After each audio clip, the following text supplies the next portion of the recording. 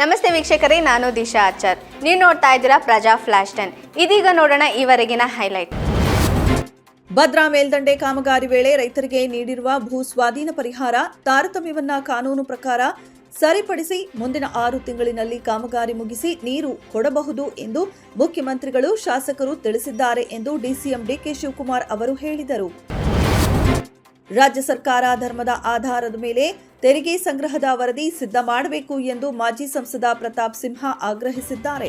ರಾಜ್ಯದಲ್ಲಿ ಹಿಂದೂಗಳು ಎಷ್ಟು ತೆರಿಗೆ ಕಟ್ಟುತ್ತಿದ್ದಾರೆ, ಮುಸ್ಲಿಮರು, ಕ್ರಿಶ್ಚಿಯನ್ನರು ಎಷ್ಟು ತೆರಿಗೆ ಕಟ್ಟುತ್ತಿದ್ದಾರೆ, ಅದರ ವರದಿ ತಯಾರಿಸಿ ಬಿಡುಗಡೆ ಮಾಡಿ. ರಾಜ್ಯ ಬಜೆಟ್ಗೆ ಸಾಬಾರ ಕೊಡುಗೆ ಎಷ್ಟು ಎಂಬುದು ಜನರಿಗೆ ಗೊತ್ತಾಗಲಿ ಎಂದು ಪ್ರತಾಪ್ ಸಿಂಹ ಆಗ್ರಹಿಸಿದ್ದಾರೆ.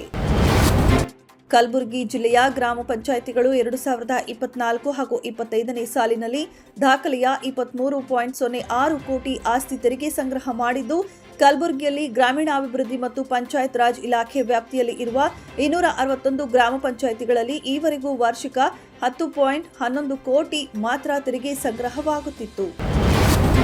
ಮಹಿಳೆಯರಿಗೆ ಉಚಿತ ಪ್ರಯಾಣಕ್ಕೆ ಅವಕಾಶ ಕಲ್ಪಿಸಿರುವ ಶಕ್ತಿ ಯೋಜನೆ ಕರ್ನಾಟಕದಲ್ಲಿ ಭರ್ಜರಿ ಯಶಸ್ಸು ಕಂಡಿದೆ. ಈ ಯೋಜನೆ ಬಗ್ಗೆ ಜನ ಸಮುದಾಯದೊಳಗೆ ಹೊಗಳಿಕೆ ಮಾತುಗಳು ಕೇಳಿ ಬರುತ್ತಿವೆ. ಆದರೆ ಈ ಯೋಜನೆಯಿಂದಾಗಿ ಸಾರಿಗೆ ನಿಗಮಗಳು ನಷ್ಟಕ್ಕೆ ಒಳಗಾಗಿವೆಯೇ ಎಂಬ ಪ್ರಶ್ನೆ ಎದುರಾಗಿದೆ. ಇತ್ತೀಚೆಗೆ ಬೆಂಗಳೂರಿನಲ್ಲಿ 16ನೇ ಅಂತಾರಾಷ್ಟ್ರೀಯ ಚಲನಚಿತ್ರೋತ್ಸವದಲ್ಲಿ ಡಿಸಿಎಂ ಡಿಕೆ ಶಿವಕುಮಾರ್ ಅವರು ಕನ್ನಡ ಚಲನಚಿತ್ರರಂಗದ ಕಲಾವಿದರಿಗೆ ನಟ್ಟು ಬೋಲ್ಟ್ ಸರಿ ಮಾಡುವುದು ನನಗೆ ಗೊತ್ತಿದೆ ಎಂಬ ಹೇಳಿಕೆಗೆ ಭಾರೀ ವಿರೋಧ ವ್ಯಕ್ತವಾಗಿತ್ತು. ಇದೀಗ BJP DCM DK Shivakumar CM Siddaramaiah ಕುರ್ಚಿಯ ಮತ್ತು ಬೋಲ್ಟ್ ಲೂಸ್ ಮಾಡುವುದರಲ್ಲಿ ನಿರತರಾಗಿದ್ದಾರೆ ಎಂದು ವ್ಯಂಗ್ಯವಾಡಿದೆ. ಕೇವಲ ಲವ್ ಜಿಹಾದ್ ಬಗ್ಗೆ ಮಾತನಾಡುವ ಬದಲು ಜನರು ಘರ್ ವಾಪಸಿಗೆ ಆಕ್ರಮಣಕಾರಿಯಾಗಿ ಒತ್ತಾಯಿಸಬೇಕು, ಇತರ ಧರ್ಮಗಳ ಹುಡುಗಿಯರನ್ನ ತಮ್ಮ ಸ್ವಂತ ಧರ್ಮಕ್ಕೆ ತರಬೇಕು ಎಂದು ಯುವ ಬ್ರಿಗೇಡ್ ಸಂಸ್ಥಾಪಕ ಚಕ್ರವರ್ತಿ ಸೂಲಿಬೆಲೆ ಹೇಳುವ ಮೂಲಕ ವಿವಾದದ ಕಿಡಿ ಹತ್ತಿಸಿದ್ದಾರೆ. ರಾಷ್ಟ್ರೀಯ ಶಿಕ್ಷಣ ನೀತಿ ಕುರಿತ ಚರ್ಚೆಯ ಸಂದರ್ಭ ವಿರೋಧ ಪಕ್ಷದ ನಾಯಕ ಮಲ್ಲಿಕಾರ್ಜುನ ಖರ್ಗೆ ಅವರು ನೀಡಿದ ಹೇಳಿಕೆ ರಾಜ್ಯಸಭೆಯಲ್ಲಿ ಭಾರೀ ಕೋಲಾಹಲಕ್ಕೆ ಕಾರಣವಾಯಿತು.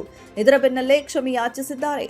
ಖರ್ಗೆ ಉಪಸಭಾಧ್ಯಕ್ಷರಿಗೆ ಅಸಂಸದೀಯ ಭಾಷೆ ಬಳಸಿದ್ದಕ್ಕಾಗಿ ಬಿಜೆಪಿ ಸಂಸದರು ತರಾಟೆಗೆ ತೆಗೆದುಕೊಂಡ ಹಿನ್ನೆಲೆ ಅವರು ಕ್ಷಮೆ ಕೇಳಿದರು.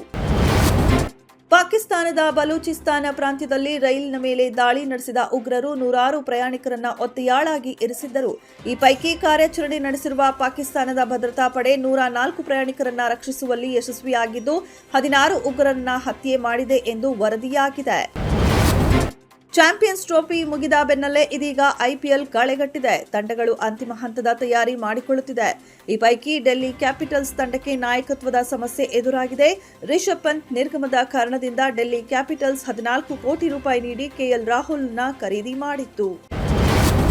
2020ನೇ ಸಾಲಿನ ರಾಜ್ಯ ಚಲನಚಿತ್ರ ಪ್ರಶಸ್ತಿ ಪ್ರಕಟವಾಗಿದ್ದು, ಜೆಂಟಲ್ಮ್ಯಾನ್ ಚಿತ್ರದ ಅಭಿನಯಕ್ಕಾಗಿ ಪ್ರಜ್ವಲ್ ದೇವರಾಜ್ ಅವರು ಅತ್ಯುತ್ತಮ ನಟ ಪ್ರಶಸ್ತಿ ಪಡೆದಿದ್ದಾರೆ. ಇನ್ನು ಅತ್ಯುತ್ತಮ ನಟಿ ವಿಭಾಗದಲ್ಲಿ ಪಿಂಕಿ ಎಲ್ಲಿ ಚಿತ್ರದಲ್ಲಿ ನಟಿಸಿದ್ದು ಅಕ್ಷತಾ ಪಾಂಡವಪುರ ಆಯ್ಕೆಯಾಗಿದ್ದಾರೆ. ಇದಾಗಿತ್ತು ಇವರೆಗಿನ ಹೈಲೈಟ್ಸ್. ಮತ್ತಷ್ಟು ಅಪ್ಡೇಟ್ಸ್ಗಾಗಿ ನೋಡ್ತಾ ಇರಿ ಪ್ರಜಾಧ್ವನಿ ಟಿವಿ.